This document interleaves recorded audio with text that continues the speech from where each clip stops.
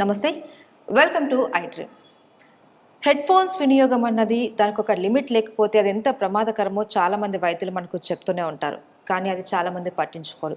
రీసెంట్గా ఒక ప్రముఖ గాయని తను ఎక్కువగా ఈ హెడ్ ఫోన్స్ వాడటం వల్ల తనకు వినికిడి లోపం వచ్చిందని చెప్పారు. అయితే అది ఎంతవరకు నిజం? ఇది ఏమైనా బ్రెయిన్కి ఏమైనా ఎఫెక్ట్ ఉంటుందా? న్యూరలాజికల్ ప్రాబ్లం ఏమైనా ఉంటుందా? దీని గురించి అడిగి తెలుసుకునే ప్రయత్నం చేద్దాం. మనతో పాటు ఉన్నారు ప్రముఖ న్యూరో సర్జన్ డాక్టర్ రంగనాథన్ గారు. వారితో మాట్లాడి. నమస్తే సార్. నమస్తే సార్, మీరు వినే ఉంటారు, ప్రముఖ గాయని ఆవిడ అంటోంది, నేను హెడ్ ఫోన్స్ ఎక్కువగా వాడటం వల్ల నాకు 2 చెవులు వినికిడి లోపం వచ్చింది అని చెప్పేసి అంటున్నారు. హెడ్ ఫోన్స్ వల్ల నిజంగానే అంత వినికిడి లోపం వచ్చేంత ప్రమాదం ఉందా సార్? అంటే హెడ్ ఫోన్ వాడకం వల్ల కూడా వినికిడి లోపం రావడానికి ఆస్కారం ఉంది అని ఉన్నాయి శాస్త్రం ప్రకారం. అయితే ఏమైనా కానీ ఎవరికైనా సెలబ్రిటీకి వస్తేనే ఇలాంటి వ్యాధులు మళ్ళీ తెర మీదకి వస్తాయి. అవును.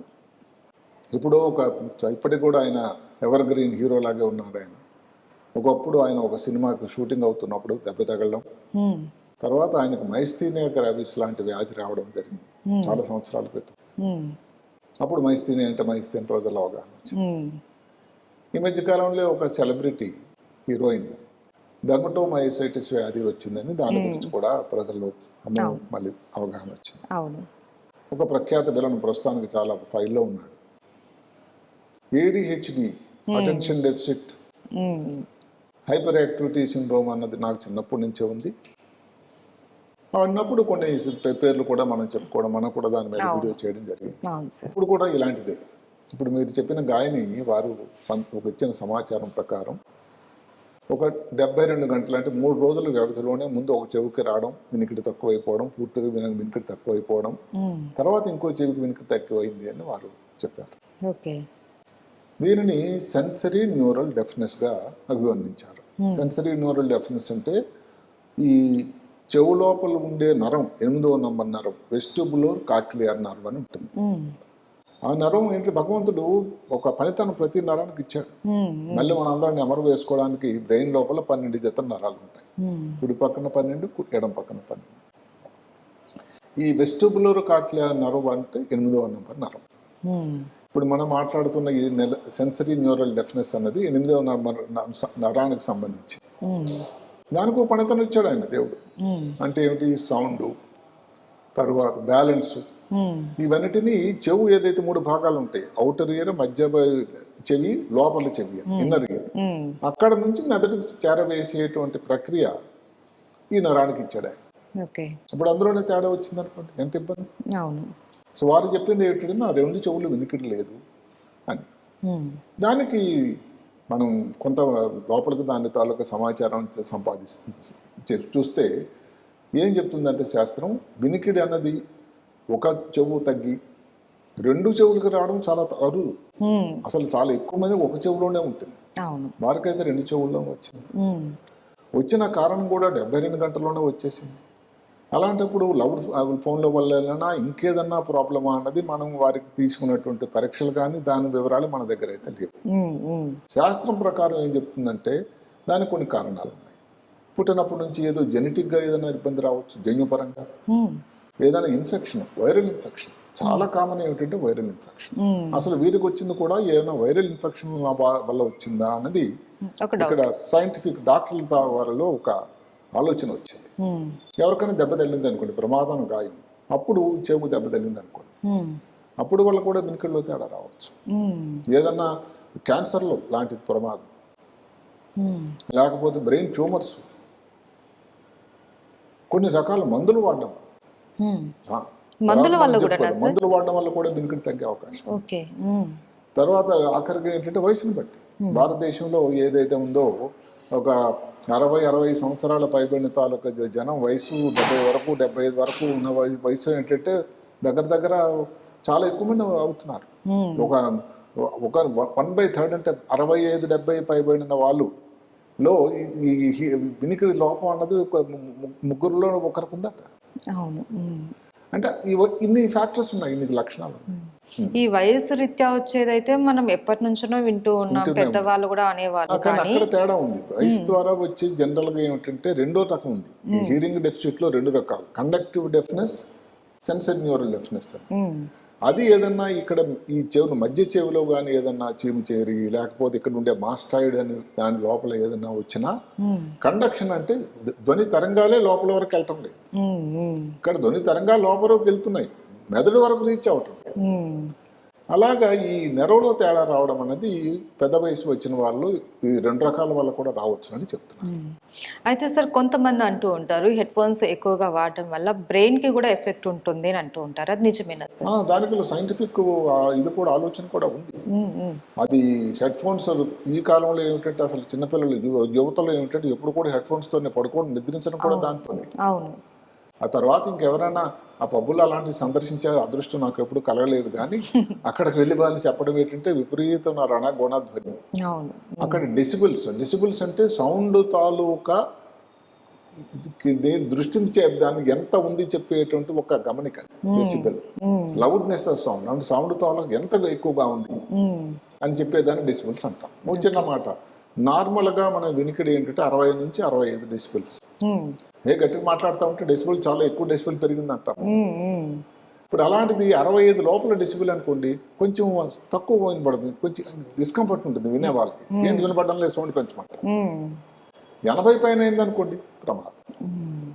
ఈ ప్రమాదం అనేది లౌడ్ ఏదైతే ఉందో హెడ్ ఫోన్స్ కానీ లౌడ్ నాయిస్ ఇది మ్యూజిక్ కానీ దానివల్ల వచ్చేటువంటి చెవులు గింగురని ఒకసారి వినపడదు. ఒకసారి అంత లౌడ్ ఏదైనా మా ఊళ్ళో మ్యారేజ్లు గట్ట అవుతున్నప్పుడు మైక్ పెడతారు. ఆ మైక్ దగ్గరలో ఉండేటైతే చెవులంతలో కొన్ని నిమిషాల పాటు లిప్తకాలం అసలు వినికిడి లేదు, ఆగిపోయినట్టు మరి కొంతసేపులో సెటిల్ అయిపోతుంది. ఈ హెడ్ ఫోన్స్ గట్ట అన్నట్టయితే అసలు ఎక్కువ శాతం రికవర్ అయిపోవడానికి ఆస్కారం. ఇదంతా ప్రముఖ గాయని వారు చెప్పింది ఎప్పటి నుంచో కొన్ని రోజులు జరిగింది కాబట్టి ఇంతవరకు రికవరీ లేదు, ఉంది అని మనకు సమాచారం అందలేదు కాబట్టి మన ఈ విశ్లేషణ అంతా ఆలోచించాల్సిన అవసరం అయితే. దీనికి కొన్ని ఇన్ఫెక్షన్ అనుకోండి, కొన్ని రక్త పరీక్షలు ఇన్ఫెక్షన్ ఉందా లేదా, వైరల్ కోసం ఏదన్నా ఇవి చూడాల్సి ఉంటుంది.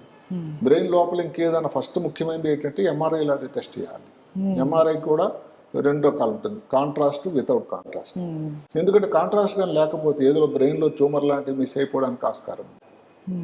ఆడియోమెట్రీ అని ఒక టెస్ట్ ఉంది, ఏది చెవులో వెనుకడి కోసం ఉపయోగపడే టెస్ట్, అలాంటి చేయాల్సి ఉంటుంది. ఇంకా కొంచెం సొఫిస్టికేటెడ్ టెస్ట్ ఏది బ్రెయిన్ స్టెమ్ ఆడిటరీ పొటెన్షియల్స్ అని వచ్చింది.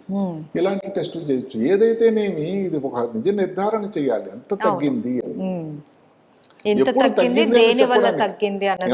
తగ్గింది అని చెప్పడానికి నిజంగా నీకు తక్కువ ఉందా లేదా, లేకపోతే కొంతమంది మెలింగరింగ్ అంటారు, అంటే ఊరికే నాకు తగ్గి వినపడటం లేదు అన్నారు అనుకోండి, అప్పుడు మన దగ్గర ఆధారం ఏంటి? వాళ్ళకి టెస్టులన్నీ చేసి లేదు నార్మల్ గా ఉన్నాయని చేయాలి.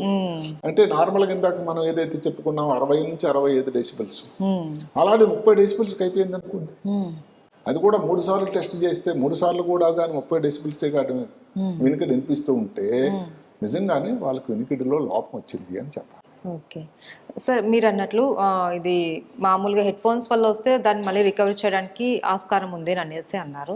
ఒకవేళ వైరస్ వల్ల ఇలాంటి వినికిడి లోపం వస్తే దానికి ఎక్కువ శాతం అంటే ఎక్కువ స్టెరాయిడ్స్ ఇస్తున్నారు. స్టెరాయిడ్ వల్ల చాలా చాలా మంచి ఫలితాలు ఉంటాయి అని, అది కూడా ఎంత ఇమీడియట్ గా అయితే అంత ఇమీడియట్ గా స్టార్ట్ చేయాలి. ఈ వైరల్ అనేది ఇది ఇప్పుడు ఏదో కోవిడ్ లాగో లేకపోతే ఒక పర్టికులర్ ఈ వైరస్ అని మన దగ్గర ఆధారాలు ఇంకా లేవు కాబట్టి ఏ వైరస్ మనం మందు ఇవ్వగలం ప్రస్తుతానికి, దాని గురించి ఇంకా పక్కాగా సమాచారం లేదు. మనకు తెలిసిందల్లా స్టెరాయిడ్ అనేది చాలా చాలా ఉపయోగకరమని. ఇంకొక నైట్రైట్ మెగ్లోమైన్ అని ఒక మందు వచ్చింది. అదేంటి యాంజియోగ్రామ్ చేయడానికి ఉపయోగపడేటువంటి ఒక మందు, దానివల్ల చాలా ఉపయోగం ఉంటుందట. అది మరి ఎంతమందిలో వాడుతున్నారో అది చూడాల్సి ఉంటుంది. కానీ స్టెరాయిడ్ మాత్రం 100% దానివల్ల చాలా చాలా మంచి ఫలితాలు ఉంటాయి, చాలా ఉపయోగం ఉంటుందని కూడా అందరూ చెప్తున్నారు. అయితే ఉపయోగాలు ఉన్నప్పటికీ అది డాక్టర్ పర్యవేక్షణలో మాత్రమే తీసుకోవాలి. అదే కాకుండా ఇప్పుడు బ్రెయిన్ లో ట్యూమరే వచ్చింది అనుకోండి ఎంఆర్ఐలో, దానికి మరి వైద్య విధానం వేరే ఉంటుంది. అందుకనే పరీక్షలు చేయాలి. అది తేల్చక ముందు ఏం లేదు ఉందని మనం చెప్పడానికి మన దగ్గర అది పద్ధతి కాదు. అది ట్యూమరే ఉందనుకోండి, దానిలో అంటే 8వ నంబర్కు సంబంధించిన నరంకు సంబంధించిన ట్యూమర్ శ్వానోమా అంటాం, ఎకోస్టిక్ న్యూరోమా అంటాం. వాళ్ళు దానికన్నట్టయితే 2 సెంటీమీటర్లు తక్కువ అన్నట్టు అసలు ఈ మధ్యన ఆపరేషన్ చేయటం లేదు. దానికి ఒక రకమైన రేడియేషన్ వాటి ద్వారానే జరిగిపోతుంది. 2 సెంటీమీటర్ల కంటే పెద్దది ఉండి బ్రెయిన్లో కానీ ఏదైతే నీరు కానీ ఇలాంటి హైడ్రోకెఫలస్ అంటాం వచ్చినట్టయితే దానికి మరి శస్త్రచికిత్స ఆపరేషన్ చేయాల్సిన అవసరం కూడా ఉంటుంది. ఇంకా ముఖ్యమైన విషయం ఏంటంటే మందుల వల్ల, కొన్ని మందుల వల్ల వస్తుంది ఈ వెనుకటి లోపం. అంటే ఎలాంటి మందులు సార్? ఒకటి ఇప్పుడు మాటకి ఈ మలేరియా వచ్చింది, మలేరియా కోసం ఇచ్చినట్టు మందు క్లోరోక్విన్. దాని అంతకుముందు పాత మందు అయిపోయి ఆ పేరు క్వినిన్. ఈ క్వినిన్ క్లోరోక్విన్ వల్ల వినికిడి తగ్గిపోతుంది. అందుకని డాక్టర్ అడిగినప్పుడు కూడా ఈ మధ్య కాలంలో ఏమైనా మందులు వాడారా, వాడితే ఏ రకం మందులు వాడారు. అదే కాకుండా చెవు ఏమైనా జలుబులాగా వచ్చి చెవు లోపల గులిమి కానీ కలెక్ట్ అయిపోయింది అనుకోండి, దానివల్ల కూడా అవ్వచ్చు. దానికి ఏదో పెద్ద పెద్ద చిన్న విషయం కోసం అది కొండ దవ్వి ఎలుకలు పట్టిన చందం అవుతుంది, అది చూడాలి. సో దానికి ఒక ఏంటి సర్జను, న్యూరో సర్జన్ అందరూ చూడాల్సి ఉంటుంది. అదే ఇంకొక రకం మందు కానీ ఆలోచించినట్టయితే ఈ ప్లాటినం సంబంధించినటువంటి కీమోథెరపీ మందులు, సిస్ ప్లాటినం మందులు ముందు చెప్పాను నేను ఎలాగ మలేరియా కోసం ఇచ్చే మందులు. దానివల్ల చెవిలో వినకడదు, ఎప్పటి నుంచో అనాదిగా మనకి సమాచారం. కీమోథెరపీ ఓవర్ క్యాన్సర్ వచ్చింది, తర్వాత పొట్ట లోపల కానీ పేవుల్లో కానీ క్యాన్సర్ వచ్చింది, లివర్ క్యాన్సర్ ఏదైనా వచ్చింది. ఇలాంటి క్యాన్సర్కి ఏంటంటే సిస్ప్లాటిన్ ఒక మందు ఇస్తున్నాం, అంటే దానివల్ల ప్రమాదం వచ్చేది. అంతవరకు ఎందుకండి మనం షుగర్ కోసం బీపీ కోసం వాడే మందులు అంటే దగ్గర 200 రకాల మందులు దేని వలన రావచ్చు.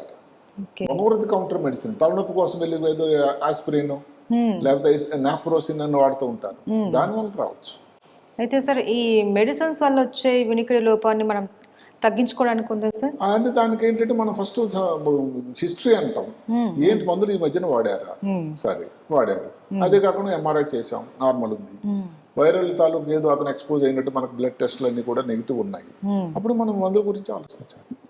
దానికి వైద్యం ఏంటంటే ఫస్ట్ ఆ మందుని స్టాప్ చేయాలి. అది బంద్ చేసిన తర్వాత నెమ్మదిగా రికవర్ అవడానికి ఆస్కారం. ఇక్కడ ఏంటంటే దాన్ని ఇంగ్లీష్ లో చెప్పినట్టుగా కాజ్ అండ్ ఎఫెక్ట్ అంటుంది, దేని వలనైతే వచ్చిందో దాన్ని ట్రీట్ చేయాలి. ఉదాహరణకి వైరల్ ఇన్ఫెక్షన్ వచ్చింది, స్టెరాయిడ్ ఇవ్వాలి. లేదు ఇందాక చెప్పిన మెగ్లమేట్ అని కూడా ఇవ్వాలి. లేదు అంటే మందులు కానీ ఉన్నట్టు మందులు ఆపేయాలి.